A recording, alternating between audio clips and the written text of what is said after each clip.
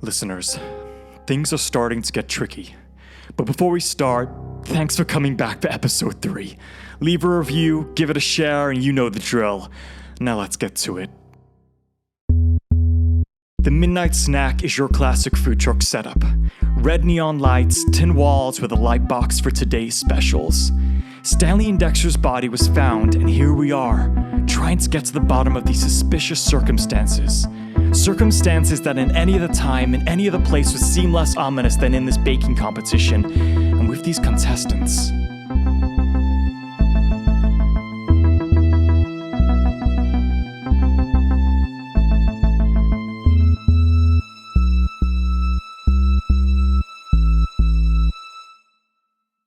This case was taking twists and turns that I could never have predicted. On the Friday afternoon of the murder, Denise Rogers confirmed she and Isla stayed until 9 p.m. packing down the baking competition. She saw Stanley and Dexter walking past Myrtle's place at 5 p.m. when she popped to the store for sugar. It was exactly the same time she saw Gregor walking up to the old church on the hill. The church is in the opposite direction of the Midnight Snack, but he suspiciously didn't stay to pack up his own competition. Now Josie, she finished with a client at 7 p.m. and I ascertained from our interaction at the finals that she had a date at 7:30 p.m. till 9 p.m. Now I don't care about the date, but what I do care about is what happened in that session. Josie sent me some files in the bar to look over, and why she sent me is a puzzle in itself. It's 6 p.m. on April 9th, and we're on session 62, recording for Mr. Anton Vronsky, suffering from severe short-term amnesia and suspected anxiety. Mr. Vronsky, welcome. Please take a seat. Thank you. Miss... We've met before, Anton. See if you can remember. Wow, I'm so sorry. I have short-term memory loss. Yes, I know. That's why you're here. Please, do take a seat. So we start each session the same to try and give you a sense of routine. An access point to help collect new memory. Is that okay with you? Yes. A way to collect little chicken nuggets of wisdom. Exactly. I see you remember at least what you do for a living. That's great. Oh, yes. Yes, I never forget that. Fried chicken is my life. Miss... Just Josie is fine. Miss Just Josie. Fried chicken using family secret recipe from the mother country. Crispy fried chicken. Licking finger good. So you've said... A couple of times, actually. But that's great, Anton. Why don't we start again with your family? Miss Just Josie, I cannot tell you my family secret. You cannot ask this of me. I do not know why you think I would betray my family. I've never told a soul. I swore on my mother hen's grave. You know what they say. Bad oil, make bad fry. Go on. What do you remember? There was a man. He threatened me for the recipe, but I suspected foul play, Miss Just Josie. You see, the joke is funny, no? Very good, Anton, but I don't see how this is helping you. This man in denim jacket, he come to my shop and demand to know why my chicken tastes so good. He talk a lot like he was a cricket or a viewer, telling me all things I already know about my chicken. That is the tastiest he's ever had, so crispy, and offering me a sweet combo meal deal. But... Yes, go on.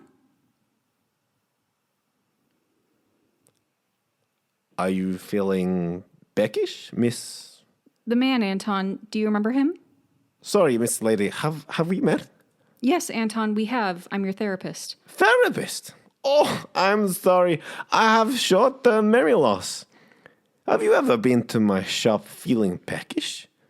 You look familiar. Oh, I know. You ordered the combo deal on Deep Fry Friday. No, Anton. I see you on this couch on on Fridays and Saturday mornings to talk to you about your memory loss. Oh, well, you know what they say. Talk is cheap. See again? I joke. Cheap. Session concluded at 6:15 Friday, 9th of April. 10 a.m. on Saturday, April 10th, session 63, recording for Mr. Anton Vronsky Amnesia case, session focus on visual stimulus in relation to suspected past trauma using the Rorschach test. Good morning, Anton. Hello, Josie. Miss Josie. Yes, I am here to settle loan for new chicken shop. I expand into French fries. Franchise. You remember? No, you seem very cagey, Miss Josie. Not so free range with the information today, eh? Okay, Anton, let's bring this back again. I'm Josie. I'm your therapist. This is our 63rd session together. We're discussing your memory loss, and today we're looking into some images together to see if you can trace a kind of trauma that might have impacted your ability to recall both short and long-term memory. Oh, so no French fries today. Not today, Anton. Let's get started, shall we? I'm going to show you an image, and I want you to just describe what you see, okay? Okay. Okay, first image. Here goes. What do you... Chicken. Easy. Next one. Okay. So this... Chicken. So obvious. Why is this even hard for people? Anton, I want you to look deep into these, okay? See how you feel. Are you scared? Do they make you feel happy? Focus this time, all right? Here goes. Okay, Miss Josie. Let me try this very simple game, which I clearly have won both times. So, in this black blob shape, I see... Please don't say chicken. I Please see don't say chicken. a hen? I don't know why I bother. But this hen, it has fingers. Not tasty chicken fingers, but chicken fingers. Fine, look. And it's holding a knife.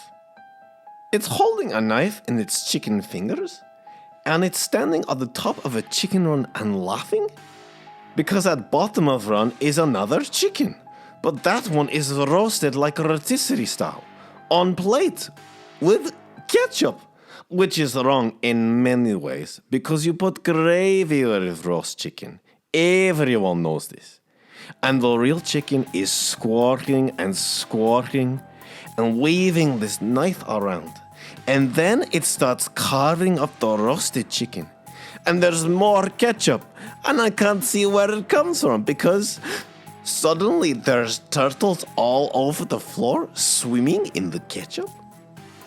And now the chicken, she asks me if I want a roast chicken takeaway. So I help her. Put the roast chicken in a little Tupperware container. But there is so much ketchup. I cannot say yes to this chicken. And then she waves her knife at me this time. And there is nothing to do but say, I will take this Tupperware container. I will take it. I promise. I won't tell anyone and I hide it. Because I know that I love this hen. Okay. Listen, I'm not gonna lie to you. That was flippin' insane. Chickens with knives? What's next? Laser sharks? I'm out, guys. I have to air the next advert to get paid, but honestly, I got nothing. Hello, it's me, Anton, your guide to your next sleepy time with the fishies. Let's try together. Close your eyes, and whatever you do, don't think about whatever is making you so worried. Just remember, whatever problems you're going through, it probably could be worse. Just think, you could be a polar bear losing its home to global warming. Or you could be a little fishy choking on a little bit of plastic. Now you are relaxed. Let's try breathing technique. Breathe in.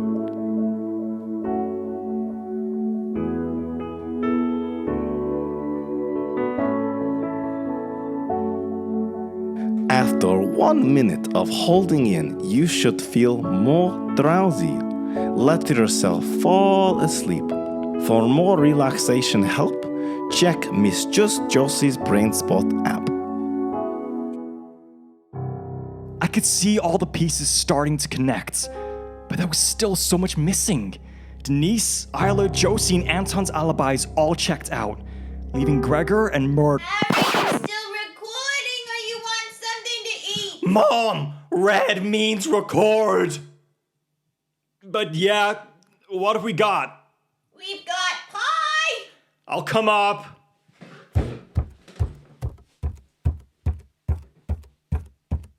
Is the pie the one in the little Tupperware containers? Why did you split a pie up into individual slices like this and label them? Mom, you are literally insane. Says the one who spends all his time in his mother's basement. Besides, Louisa gave it to me like that. Oh. It's really good. It tastes kind of like Denise's. Oh, you know Louisa will always try new recipes. She's probably got some tips from Denise. I remember one time she was trying to make this pavlova and she put... Yeah, thanks, Mom. I'm gonna finish this in my room. Oh, okay. Well, just let me know when you're hungry. I can put the fish sticks in the oven. Okay, sweetie? I decided to get some fresh air and clear my head, as peace is hard to come by in my house. I was walking towards the midnight snack when I saw Gregor huddled into a payphone booth. I've watched enough CSI to know that nothing good comes from anyone using a payphone. I don't care how long it takes or how much you have to pay. I want those chicks first thing in the morning. You hear me? Get them birds moving and deliver on the orders, or it'll be the last thing that you do. I couldn't believe what I had heard. My mind was whirling. So I ran home and I started staring at my desktop, trying to make sense of the minefield of sound bites and evidence, when I found something even more disturbing. Whenever you hunt down a murderer, you're ready for the despicable, the inhumane, the worst in humanity.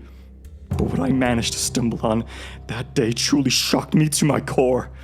I can't conjure up any kind of pretext for this scene yet, due to the gravity of the evidence that the clip contained. My moral duties as a true crime podcaster compelled me to do so. I think I deleted that recording. Anton, would you mind just moving this big heavy bag for me, dear? Could you just put it by the garage door and then help me get in my car? Of course, Miss More Turtles. Anything for you. Miss More Turtles. How did I get here? And when? Oh, don't you remember, sweetheart? You came over to try some of my delicious pie and offered to help me move a special package. Oh, and what is in special package? Toys, Anton. For children.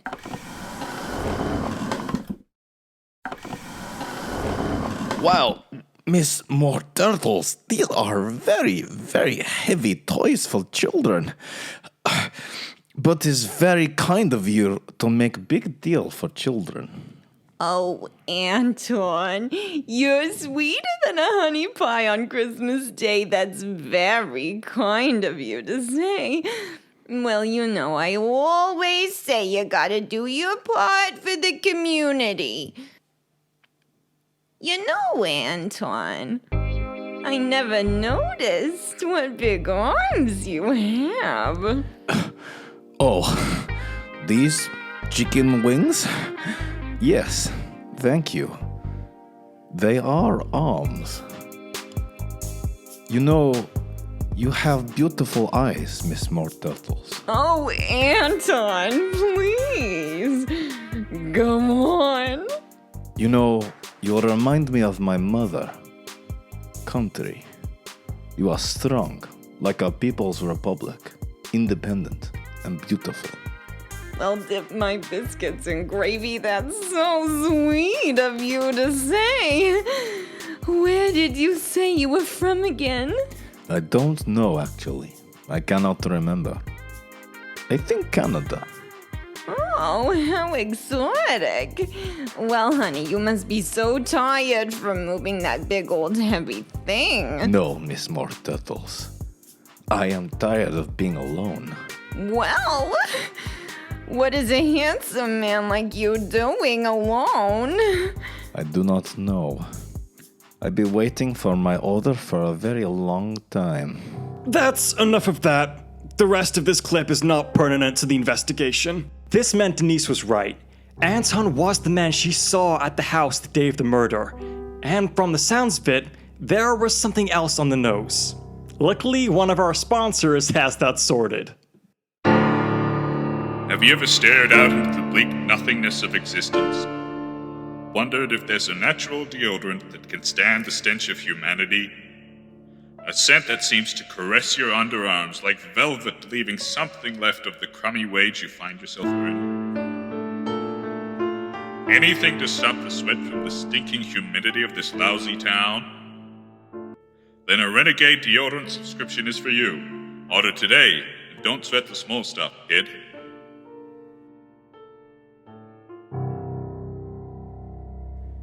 I've been trying to get my hands on police reports for a while, but none of the officers were willing to meet with me.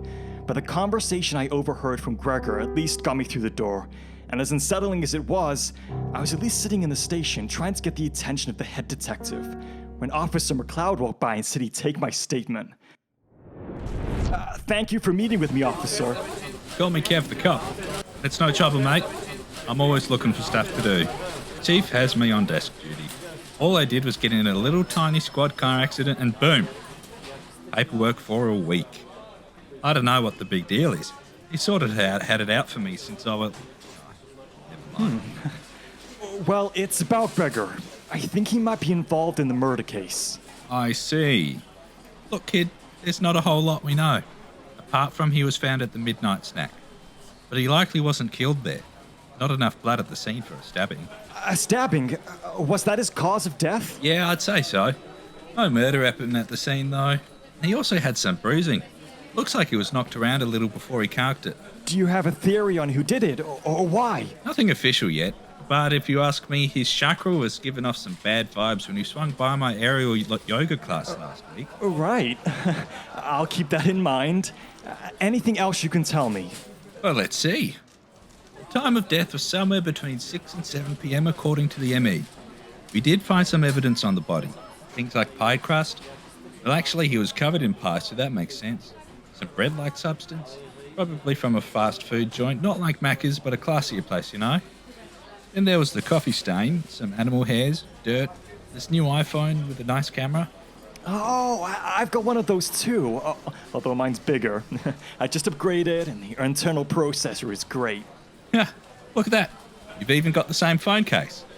Anyway, so there was the wood splinters, a stamp, some text between him and Isla, some knuckleheads. It's text from Isla. Oh, did I say Isla? I meant Ireland. It's a bit hard to say that sometimes. He had a text from Ireland with leprechauns on it and shamrocks and a rainbow and, top of the morning to ya. Right. So, no DNA evidence. Nah. Whoever it was knew enough to be careful. But I hand it to him. Huh. Well, this was helpful anyway, so thanks. Also, if you don't mind me asking, how did you end up here? Right. Bet you're not used to too many Sylvester Stallone impersonators around these parts, eh?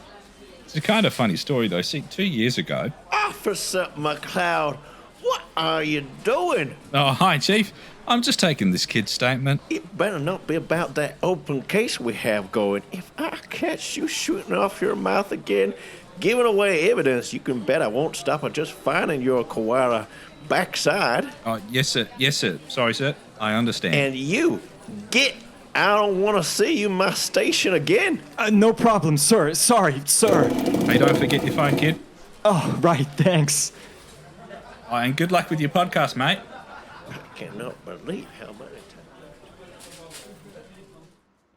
As insightful as the interview was, I was still no closer to getting my cherry on top of this metaphorical ice cream that was my investigation.